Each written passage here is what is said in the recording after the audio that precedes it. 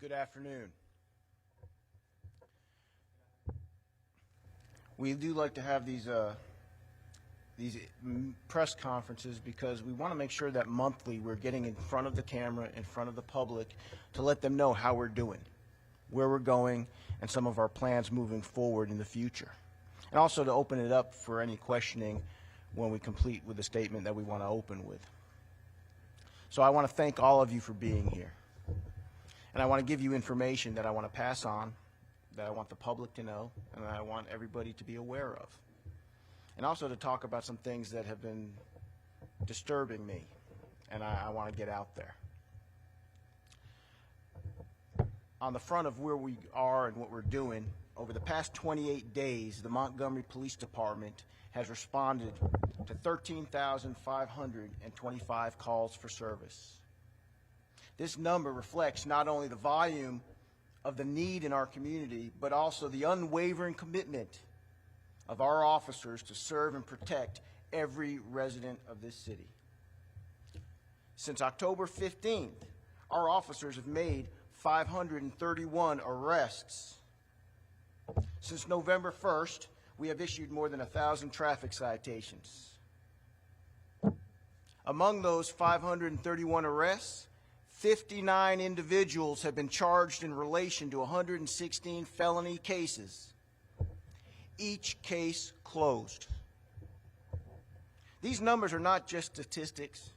They represent our proactive efforts to maintain order and ensure public safety.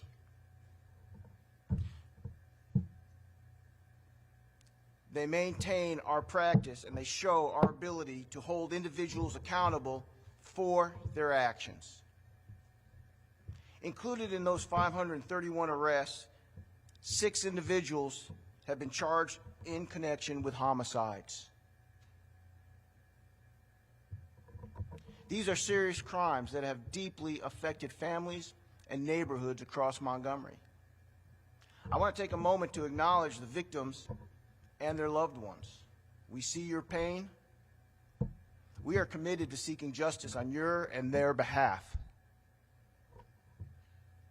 I want people to know that all of this is possible because of that hard work of the men and women of our department, the men and women of our patrol division, the men and women of our CID division, the men and women of every division working together to make these types of outcomes take place.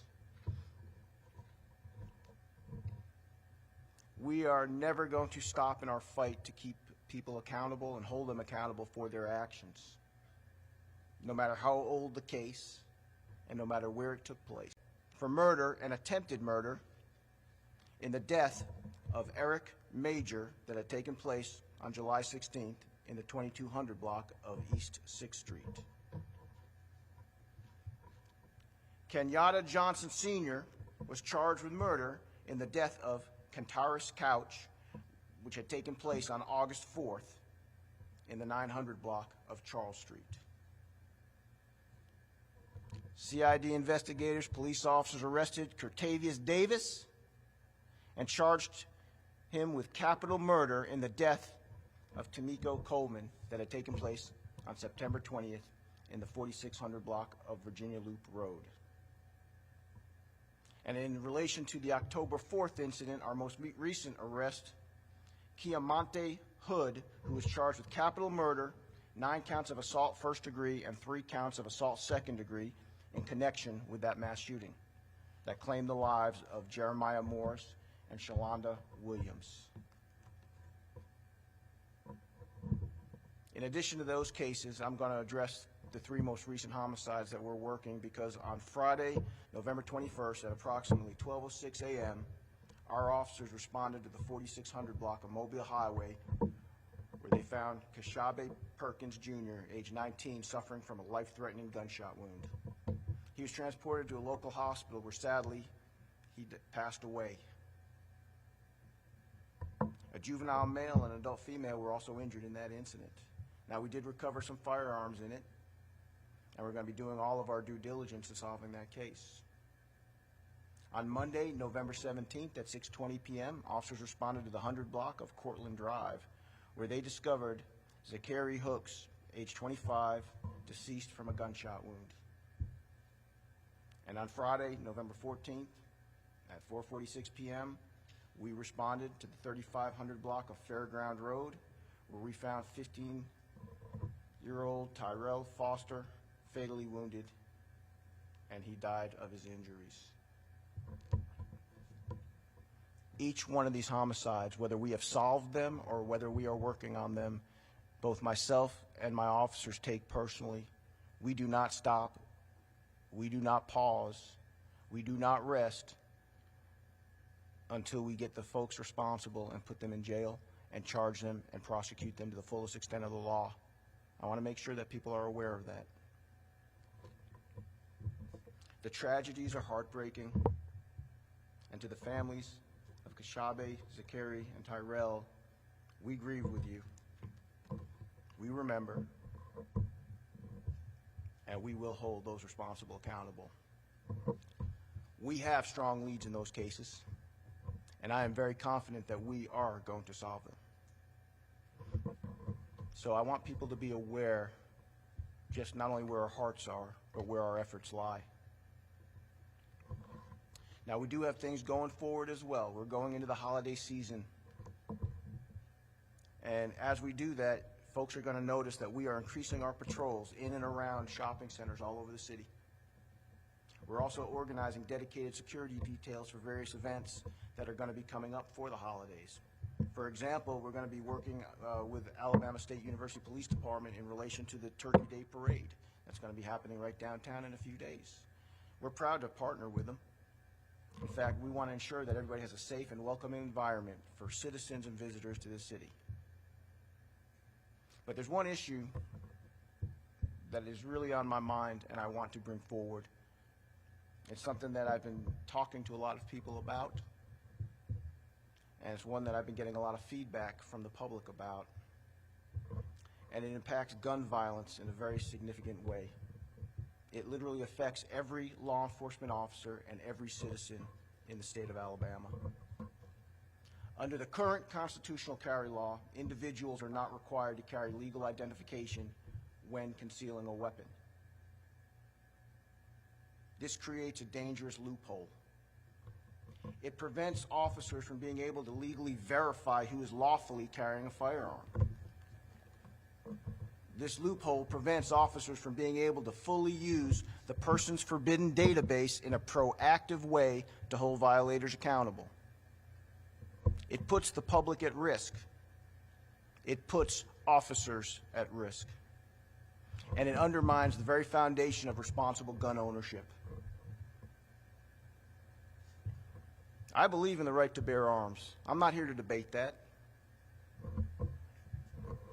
But we are here to demand that those rights come with responsibility and accountability. When officers cannot confirm identity, it makes it harder for them to protect the community in the most effective manner possible. That is a risk we cannot afford. I urge every citizen to have tough conversations. Talk to your neighbors, talk to your legislators, talk to your judges. Ask them what they're doing to make our community safer. Because when it comes time to vote, the people in this state and in this community need to vote like lives depend on it, because they do. To the people of Montgomery, your police department is here for you. We are working every day to make our streets safer, our neighborhoods stronger, our city more united. We are here for you, all of us, and I don't want anyone to ever forget that. I'd say God bless Montgomery and God bless the great state of Alabama, and I will open it up for questions. Yes, sir. When it comes to the constitutional carry and any potential change in the law, is there a particular legislature or legislators that you're working with? I've been talking with multiple legislators in relation to drafting some type of bill related to it. See, my conflict is not with the idea of constitutional carry. My conflict is with an idea that doesn't allow us to identify the person who's carrying the weapon. If a person is trying to conceal their identity by purposely not carrying an ID when they're carrying a gun, and they're purposely trying to conceal that weapon, then you know they're up to no good. A law-abiding person is not trying to hide who they are at the same time as hide a weapon. So I believe people should be held accountable for that. Chief, how often would you say that law affects a case or something you're investigating? That loophole, because the law itself by itself is not the problem. The problem is going to be that loophole because there's no accountability on identification. And it affects us every day. We recently had a case where we had 3 folks walking down the street carrying guns concealed in their pockets. And only one of them we were able to take to jail. The other 2, we took their guns, but we had to send them on their way. Now, who knows what they were going to do afterwards? Being a requirement to carry a weapon to have a legal ID is imperative to us enforcing the law. It's imperative to us being able to use that database that allows us to determine if somebody is, let's say, on probation or on parole. Because if you don't have that ID, then when you're talking to that person, how do you know that they are who they say they are or that they're the right age that they're claiming to be? When we find a juvenile, somebody underage carrying a weapon, we do charge them, with being in violation of carrying because they're not, they're a certain person forbidden. But what's to stop, let's say, a 17-year-old from saying, hey, I'm 24 years old, and they don't have a license? I mean, to be able to really use that database for a practical way for the officers on the street, they need to have a law that allows them to say, show me your license if you're going to be carrying this weapon concealed. Can you clarify what the current law is as far as stop and identify? My understanding is you have to give your name, but you don't necessarily have to show an ID unless you're driving or something. Well, yeah, I mean, basically, you could say you have to give your name, but how do you confirm that they're giving you the right name? If I know that I have 6 warrants for my arrest and the police stop me, 1, I'm not going to be carrying my license so they can confirm it, and 2, I'm not going to give them my real name. It's common sense. A person who wants to carry a weapon in this state should be required to carry proper identification when they're doing it. That way law enforcement across the state can actually say, hey, this person is either on that list, which means I can hold them accountable, or hey, yeah, this is John Q. Citizen, and have a nice day, sir. What I'm proposing or asking to be filled in this loophole does not have any impact on a law-abiding gun owner in any way, shape, or form. But it does have an impact on the criminals who don't want us to know who they are and who want to walk around the street at 2 a.m. carrying weapons. If you're looking out your front window at 3 a.m. and you see somebody walking down your neighborhood street with an AR rifle, how safe are you going to feel? An ID requirement, I think, is essential to helping police officers be proactive in making arrests. Are there any other questions? Chief Nolia recently announced they have participated or created a union called 0 to go on I-65 and 85, also expanding their Capitol Police Unit. Just talk about what you've seen from state law enforcement, how much is it helping? Yeah, I'm very appreciative of state law enforcement because they have always been a wonderful partner with us. I've always enjoyed working with not only their officers but their agents as well. So I just appreciate it. I mean, the more is better because the fact of the matter is I just read off to you some very impressive numbers of what we've been doing. And I saw their numbers and they look good as well. So that means that you have even that much more proactive law enforcement going on in our city, which makes things safer for everybody. So I am very pleased with it, and I look forward to working with them in the future and continuing to work with them. Are there any other questions? Well, good. That concludes, and y'all have a great day.